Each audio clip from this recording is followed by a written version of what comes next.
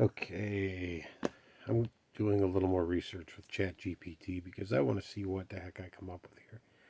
There is, in my mind, some fuzziness between the fall with Satan and a third of the angels, and also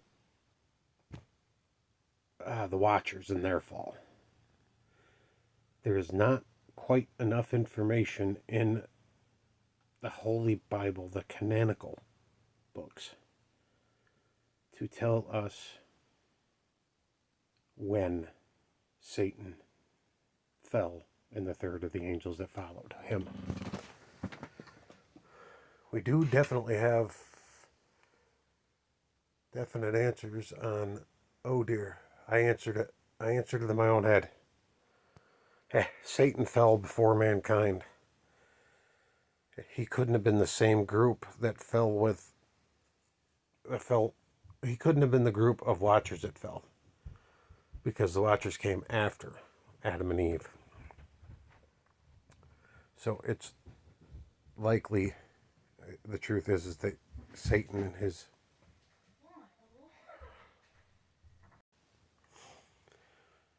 So it's definitely Satan fell first.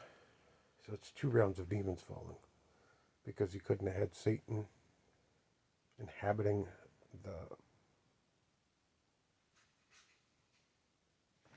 not the snake, the serpent in the garden, to cause the fall of man by eating the fruit, without Satan and his band of thugs falling from heaven first, before people.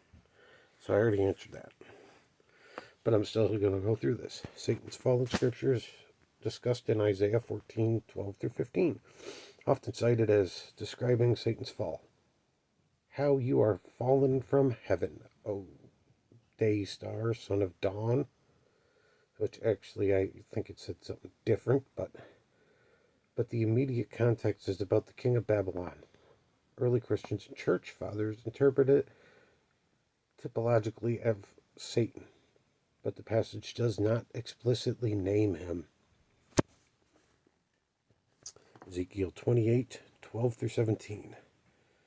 A lament for the king of Tyre, that describes a being in Eden, an anointed cherub who became proud and fell again, not named Satan in the text, but traditionally linked to him.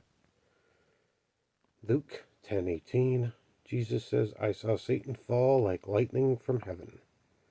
Revelations 12:7-9. A future or apocalyptic vision where the dragon, that ancient serpent who is called the devil and Satan, is cast down to earth with his angels. Summary.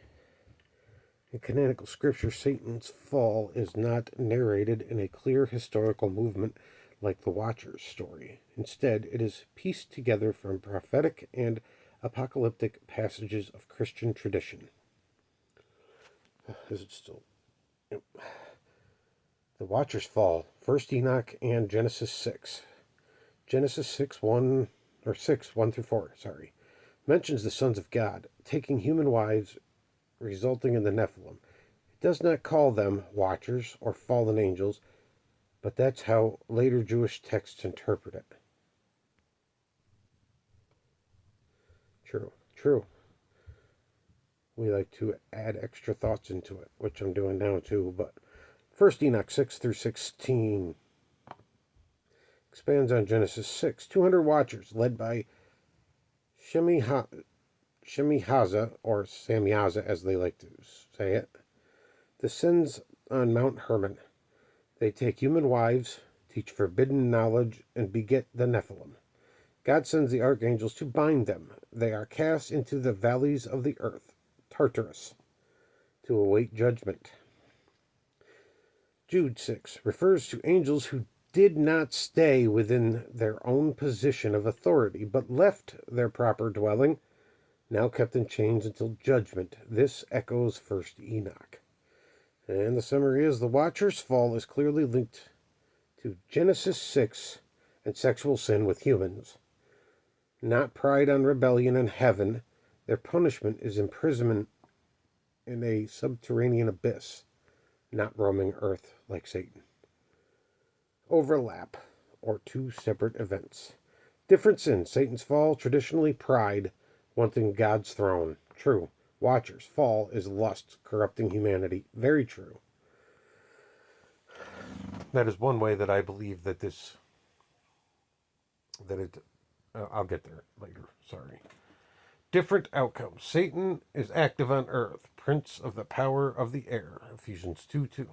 Watchers are imprisoned in Tartarus, or the abyss, until judgment. 2 Peter 2:4. Different leadership. Satan, devil, equals adversary, accuser, Hebrew, also called Hasatan in Hebrew, which is where we get Satan from.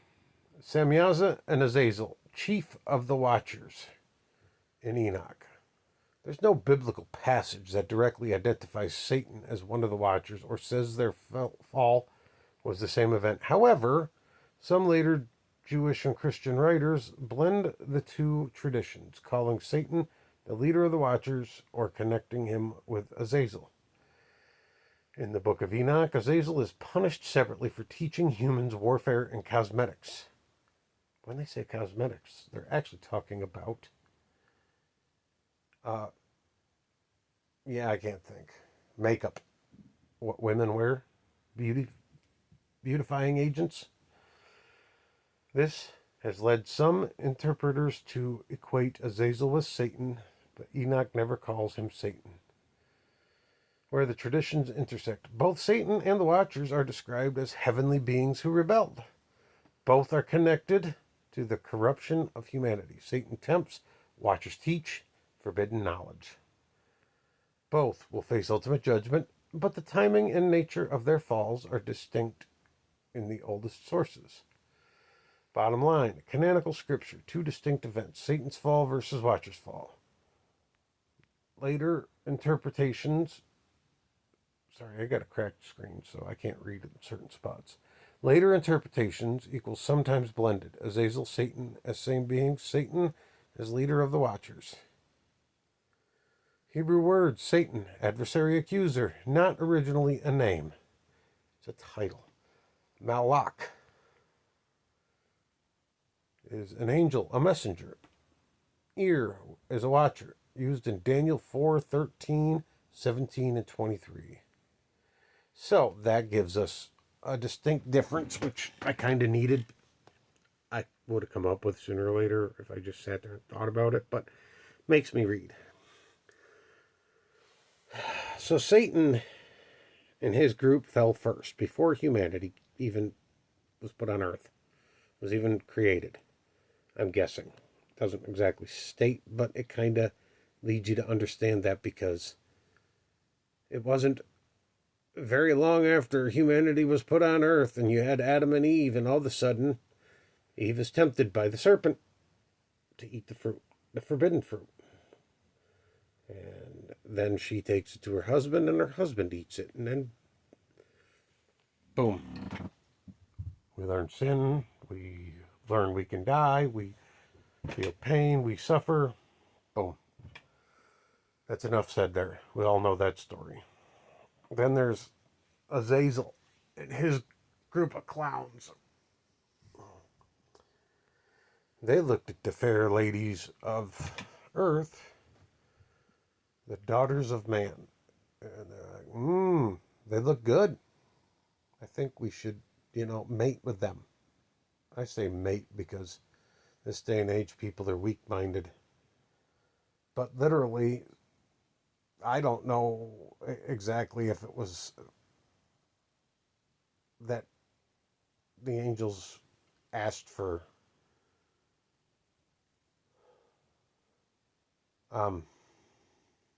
pleasurable moments with the ladies, or if they just took it.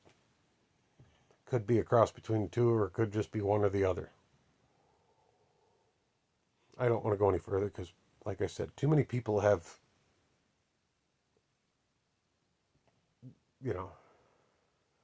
tender minds, and they can't handle certain words. But after that, we got the giants. After the giants came destruction of almost total destruction of mankind, because they weren't just eating everything on the planet, animals, plants, they were eating humans. And they were huge. I did some research. I think I put a video up about that earlier. We're talking up to 200 feet tall, maybe even taller. That's a hell of an appetite. Realize how many 6 foot tall people one giant that's 200 feet tall can eat? That's a lot. Wouldn't have taken them very long to eat the earth out of people. Not that I really don't think about that, but